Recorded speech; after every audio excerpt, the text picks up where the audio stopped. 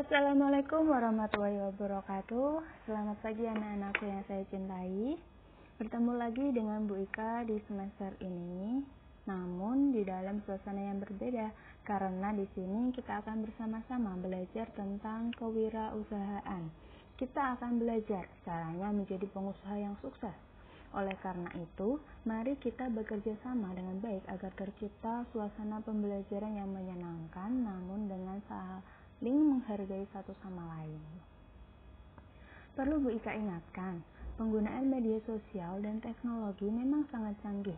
Namun, jangan sampai itu menghalangi kalian untuk menciptakan suasana kelas yang harmonis antara guru dan siswa, serta siswa dengan siswa lainnya. Apa ciri anak sekolah selain ilmu pengetahuan? Ada yang tahu? Iya, jawabannya adalah tata krama. Oleh karena itu, kalian harus beraktivitas dengan media handphone, sehingga kalian harus mempelajari tata cara atau tata krama berkomunikasi menggunakan HP dengan baik dan sopan, terutama terhadap orang yang lebih tua. Yuk, semangat belajar! Sebelum pembelajaran kewirausahaan ini kita mulai, alangkah baiknya kita berdoa menurut kepercayaan masing-masing. Berdoa dimulai. Cukup? Untuk pertemuan pertama, Bu Ika akan membahas tentang manajemen sumber daya usaha yang Bu Ika susun sendiri.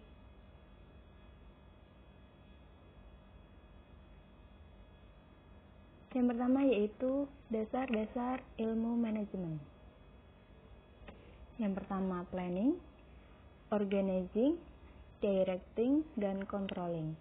Planning yaitu perencanaan, bagaimana kita merencanakan sebuah usaha. Organizing yaitu pengorganisasian, yaitu organisasi di dalam sebuah usaha. Yang ketiga directing atau komando dan pengarahan. Jadi di dalam usaha itu harus ada pengarahan. Terus controlling yaitu pengawasan. Selanjutnya yaitu pengertian planning atau perencanaan. Menurut Hasibuan tahun 2007, perencanaan adalah sejumlah keputusan mengenai keinginan dan berisi tentang pedoman pelaksanaan untuk mencapai tujuan tertentu. Sedangkan dalam aspek usaha, perencanaan merupakan peta atau gambaran tajam mengenai usaha yang akan dijalankan. Dengan adanya rencana usaha, sehingga seseorang akan tahu posisi, arah, target yang ingin dicapai sebuah perusahaan. Jadi merencanakan itu biar tahu nanti tujuannya itu mau sampai di mana, perusahaannya itu mau dibawa kemana, seperti itu. Selanjutnya, pedoman penulisan rencana usaha. Di sini ada beberapa aspek atau analisis. Yang pertama, analisis kelayakan usaha. Kelayakan usaha ini ada 4 aspek: aspek pasar, aspek pemasaran, aspek produksi, dan aspek keuangan. Nanti kita akan bahas satu persatu. Sedangkan untuk petunjuk praktis perencanaan usaha, yang pertama yaitu bersikap realistis, itu berarti harus sesuai dengan kenyataan. Yang kedua, dokumentasikan setiap pernyataan atau idemu sendiri.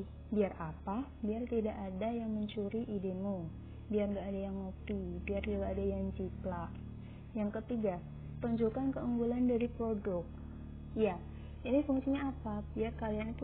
Biar masyarakat itu tahu bedanya produkmu sama produknya orang lain itu apa, keunggulannya itu apa, harus ditonjolkan. Yang keempat, bersifatlah fleksibel. Yang kelima, gunakan teknologi yang tepat. Selanjutnya, manfaat perencanaan usaha. Yang pertama, membimbing jalannya usaha, mengembangkan kemampuan manajerial di bidang usaha, yaitu manage, mengatur sebuah usaha. Yang ketiga, sebagai petunjuk atau pedoman pemimpin perusahaan dalam menjalankan perusahaan. Keempat, sebagai sarana untuk bisa memperkecil resiko usaha. Yang kelima, sebagai pedoman untuk melakukan pengawasan atas kinerja perusahaan. Dan yang terakhir yaitu bisa membantu pengajuan kredit bank agar modal semakin besar dan nantinya akan mendapatkan keuntungan yang besar pula.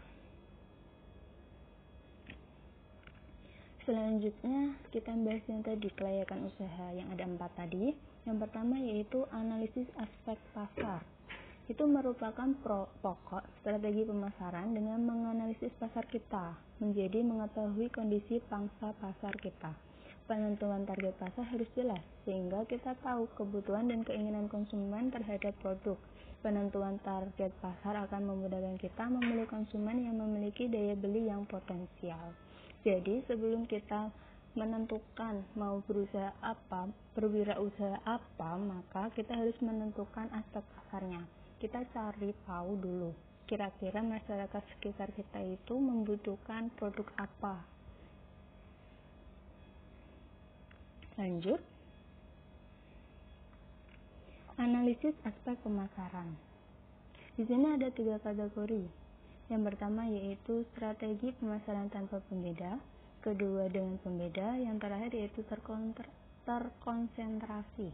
Maksudnya apa? Kalau tanpa pembeda itu melakukan pemasaran tanpa membedakan siapa targetnya. Misalnya, perusahaan hanya menargetkan satu kelompok pasar saja, jadi dia fokus di produksi dan distribusi. Jadi pemasarannya itu relatif rendah. Sedangkan untuk yang pembeda, perusahaan mengelompokkan konsumen tertentu sesuai dengan kebutuhan konsumennya. Jadi produk yang dibuat itu berbeda-beda, misalnya kosmetik khusus kulit normal, kulit kering dan berminyak, dan yang lainnya. Yang ketiga yaitu strategi pemasaran terkonsentrasi.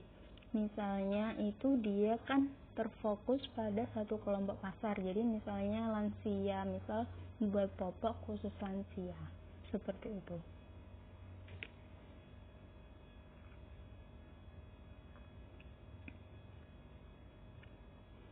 Analisis aspek produksi meliputi kegiatan-kegiatan berikut ini. Kita harus menetapkan jenis barang yang akan diproduksi, menentukan proses produksi yang dibutuhkan, menentukan hubungan antara departemen, dan menyusun rencana dan fasilitas produksi. Sedangkan aspek fasilitas produksi menurut Supriyanto tahun 2009 yaitu menentukan lokasi, tata letak yang menunjang kinerja masing-masing departemen, skala produksi, dan pemilihan mesin atau teknologi. Selanjutnya yaitu analisis aspek keuangan. Di sini nanti menghitung kebutuhan dana, misalnya menganalisis kebutuhan jumlah dana yang diperlukan untuk membiayai rencana usaha. Jadi dari modal, terus nanti usahanya itu membutuhkan peralatan apa, perlengkapan apa, dan nanti bisa dihitung untuk membiayai usaha itu. Yang kedua yaitu menganalisis sumber dana. Nah, ini sumber dana bisa diperoleh dari modal sendiri atau utang atau mencari investor.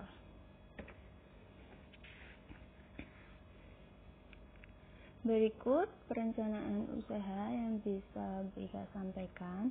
Jika ada pertanyaan bisa di komen di bawah atau bisa japri Bu Ika langsung. Dan untuk penugasannya bisa dilihat di Google Classroom atau di WA Group kelas khusus kewirausahaan. Terima kasih. Selamat siang, salam sejahtera, semoga kita selalu diberikan kesehatan. Wassalamualaikum